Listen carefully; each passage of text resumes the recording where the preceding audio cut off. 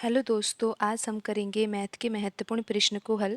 आइए शुरू करते हैं प्रश्न को हल करना।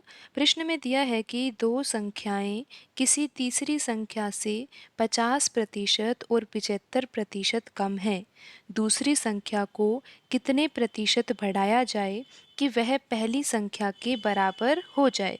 तो यहाँ पर प्रश्न में दिया है कि एक तीसरी संख्या है, तीन संख्या है, फर्स्ट, सेकेंड और ये है थर्ड। तीसरी संख्या से 50% और 75% कम है। दो संख्याएं जो है वो तीसरी संख्या से 50% और 75% कम है। तो यहाँ पर हम मान लेते हैं कि तीसरी संख्या 100 है और पहली संख्या क्या है, 50% कम। तो ये कितनी हो जाएगी, 50 हो जाएगी। और दूसरी संख्या क्या है, 75% कम। तो ये कितनी हो जाएगी, 25। आप यहाँ तक समझ गए होंगे कि दो संख्याएं किसी तीसरी संख्या से 50% और 75% कम है। तो हमने यहाँ पर तीसरी संख्या को 100 मान लिया है। तो यहाँ पर पहली संख्या होगी 50% कम यानी कि 50 और दूसरी संख्या 75% कम यानी कि 25 होगी।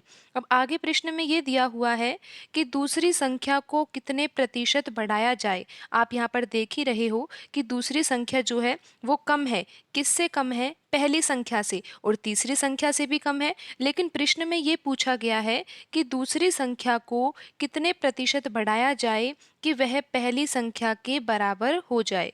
तो आप यहाँ पर देख ही रहे हो कि इसको पहली संख्या के बराबर करना है, किसको, दूसरी संख्या को। तो यहाँ पर कितने का डिफरेंस है, पहली और दूसरी संख्या में 25 का डिफरेंस है।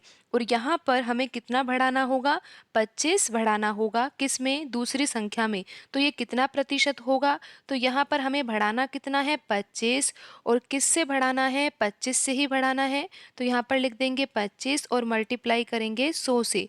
25 से 25 कट जाएगा और आंसर आ जाएगा 100%। तो हमें दूसरी संख्या को कितने प्रतिशत बढ़ाना होगा, 100% बढ़ाना होगा, जिससे कि वह पहली संख्या के बराबर हो जाए। तो यहाँ पर आंसर होगा ऑप्शन डी, 100%।